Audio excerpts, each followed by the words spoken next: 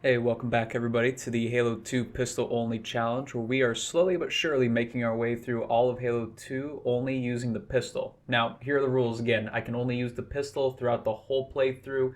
Melee is included. I cannot use grenades. Vehicles are alright as long as I'm not the one doing all the shooting. And I can't kill teammates for extra ammo. So we're here on Regret, and this again was another level that just absolutely took forever. It was probably about half an hour or so of just over and over and over again doing the same spots. There were a few key sections here where already right off the bat I'm losing it, and I am just getting mauled by buggers. And this was a section here, and you'll see a few more sections like this with the jackal snipers, where it was just absolutely harrowing. Like just the near misses, or getting shot in the back like this. It was kind of six of one, half a dozen of another. But luckily here, I'm able to make it over the bridge, get shot. But I had my route mapped out. So the best thing that I could do was try to avoid everything on the surface there, go under. I was able to then cause the jackal sniper there to panic and killed it. So here I did a little bit of peeking, trying to see if the elite would follow me. He did not, so I just ended up going to town on him. And after about 8 or 9 melees, we're able to move into this room right here. Now, when it came to the shielded jackals, I used the combination of just pulling the trigger as fast as I could, and then swapping pistols as soon as I could as well. But going between pulling the trigger as fast as I could and then meleeing a few times, and that seemed to do the trick. So we're heading out here to the outdoor section, to the first gondola ride, and this was another section I was really worried about, because I knew there were about 3 or 4 jackal snipers, just based on how many perhaps my allies took care of from before. Figured they were just going to pick me off real fast, but my allies came in clutch here. So equipping them with the carbine and the beam rifles at times seemed to be the best combination. Once we have the hunters drop here, it was actually, this was a unique opportunity. You got to see that grunt blow himself up. But when it came to the hunters, it was basically just patience, just waiting for my Marines to get the right shot, and that never happened. So I nixed that whole plan and figured that, all right, with enough plasma pistol shots, maybe some melees to mix things up a little bit, we might have some success. That time, my ally was coming in, being super helpful. But then I'd get stuck on little bits in the water there where I don't know what was going on, but I could not strafe right to left. I'm usually pretty good at those sections, and so here we were able to get that hunter double kill. My allies were all dead, so it was just waiting a bunch, punching some elites, and waiting for my next allies to get dropped, and some other weapons that I could equip them with. So first time around, trying to clear this gondola that's coming to take us across the lake, I really just kind of went headlong in. You'll see that my first attempt, very much oftentimes that I mistimed the jump there, thought I had a platform to land on. Was not the case, so we're back to meleeing, waiting for my allies to drop here, just wasting some good old time, and we're back at it again. Second time around was a lot more successful, relied a little bit more on my allies for this section, which helped a ton. So we're able to hop right in. After clearing out the grunts and the jackals, it was just patience, waiting for my Marines to jump on board. Hit the button, we're on our way. The buggers in certain sections like this weren't too difficult, especially if they had more room to roam. Now later on when we get into some of the indoor sections, or right when we're heading out of the underwater temple, you're going to see that when the buggers are in closer proximity, it gets much, much harder. And when I don't have allies to back me up, obviously that became harder too. using the plasma pistol was really unique here too, and I guess I didn't really mention why I'm using that. So as I looked through, online resources, also the Halo 2 official guide again, there are no magnums on this level as far as I can tell. Now, in the comments below, you can let me know if I just totally missed one, because I will try to redo it if I can, if I did miss a magnum somewhere. But a unique challenge with the plasma pistol was just lining up the shots. Because I'm not using kinetic rounds like the Magnum has, the plasma bolts take a little bit longer to actually get to the target. And so I had to lead a little bit, and that is not my strong suit. I was really messing up at a lot of points where I was having to lead a couple feet in front of the target.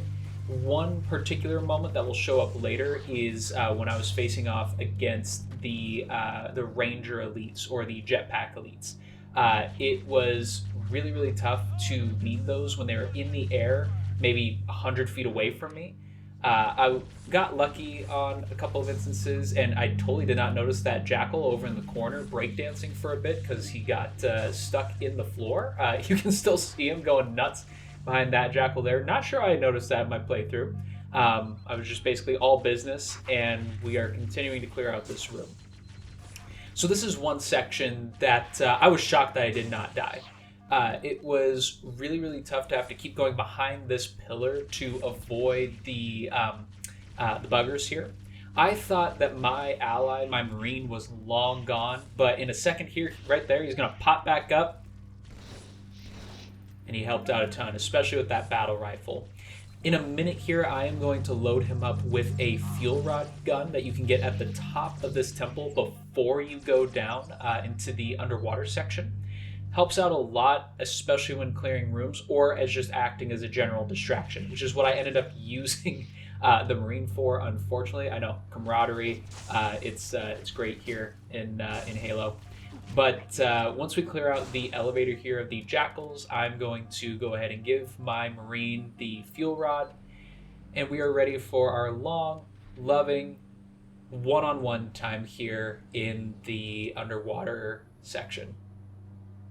So after staring at each other lovingly for a couple of minutes in the underwater elevator ride, it's going to bring us back up to the underwater temple here. We'll be back at it again.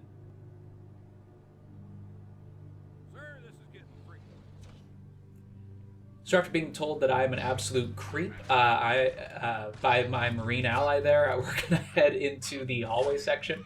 Now, these parts weren't too bad. Just basically meleeing through, popping off a few shots if I could, but the rooms full of grunts are not too difficult to get through, especially because most of them will panic.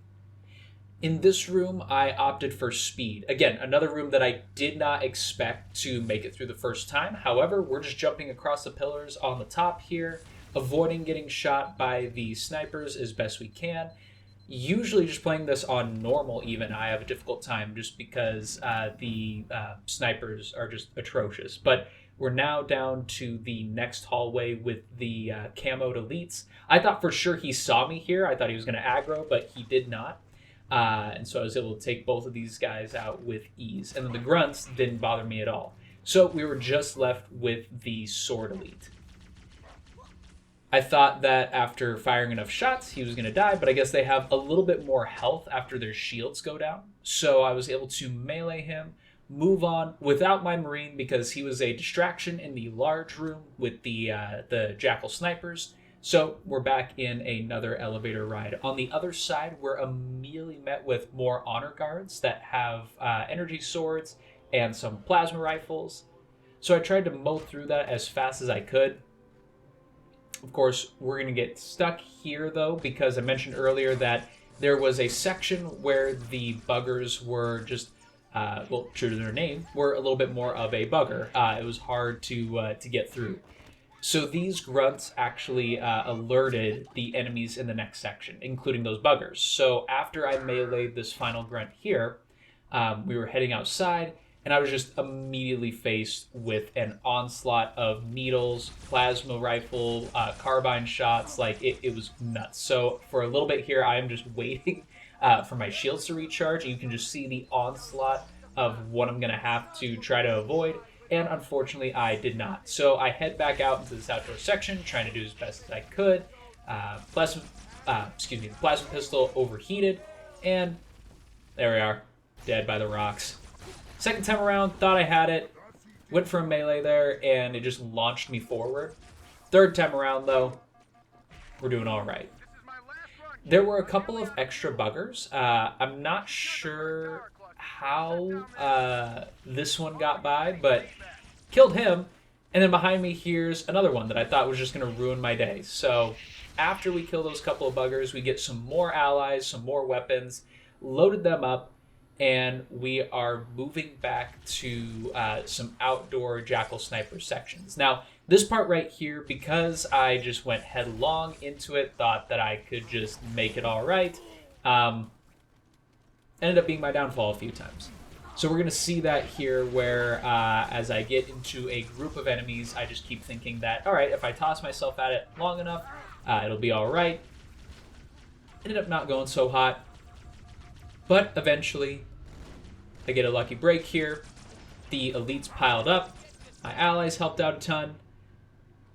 And we were moving on to the second gondola ride that leads to the main temple. So I clear out these grunts and jackals. After that, you may have seen a second ago, I got the rocket launcher, so I'm going to give that to one of my marine allies. And we will be all set. Have to push my marines onto the gondola to get things started, press the button, and we are on our way. Now, I wanted to give my allies the rocket launcher because there are a couple of banshees that come out here. And I was absolutely waiting for that rocket shot that you saw a second ago to hit the gondola and just ruin both of our days, kill us both. That only happened once here, and you'll see that in just a second. I actually did not die from the rocket shot, but it definitely put me at a disadvantage. So once we start to deal with the Ranger elites, you'll see that there's just some stuff that got screwy. So here I let my Marine try to pop off a couple of rocket shots. It did not end up going well. They never connected because these guys are really dodgy. So I start to head up here, and underneath me, in a second here, we're going to see my Marine ally just shot the bottom there, which took away and stripped my shields. And it was just a lot of repetition. So dying in lots of funny positions, getting stuck. My next thought was, okay, I'm going to jump across to the other gondola. And I run into stuff like this. There is something using controller, and this only happens when I've used the controller, where I will hit the jump button, and it will not bridge that gap. I'll just end up toppling off. So in this case, I ended up jumping really, really early to make it back onto the original gondola. And then we're heading to the main temple where my Marine can take out the turrets here a little bit. He got stuck right behind the switch here. And we're going to see why that's really bad right there. That really just did not go well for me. Whenever you equip the Marines with heavy weapons, they seem to just get very confused. And so he ended up killing himself there. So we're making it up to the main temple. Now, this section, again, was another shocker to me. This is usually where I die repeatedly playing on harder difficulties. So I just basically waited and popped my head out as much as I could, trying to take out the jackals here. This was probably the longest section that I had to just wait, be patient, wait for my opportunities to go in.